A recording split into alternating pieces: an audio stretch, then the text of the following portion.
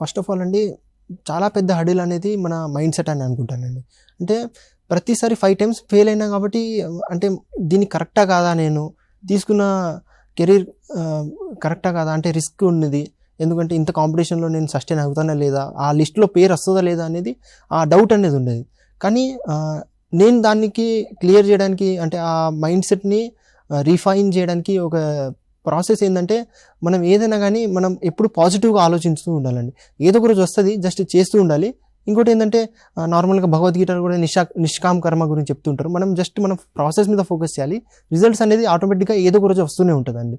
అది ఏంటంటే కొన్నిసార్లు ఇలా డిప్ అవుతుంది ప్రాసెస్ అనేది, అంటే రిజల్ట్స్కి టైం పడుతుంది. కానీ ఏదో ఒక రోజు అయితే బయట లైఫ్ అనేది, ఆ ప్రాసెస్ ఏదైతే ఉంటుందో రిజల్ట్స్ అనేది ఒకసారి ఎమర్జ్ అవుతూ ఉంటుంది. అందుకే నాకు లాస్ట్ 5 years చేసిన ఎఫర్ట్స్కి లాస్ట్ 1 yearలో నాకు 3 రిజల్ట్స్ వచ్చింది.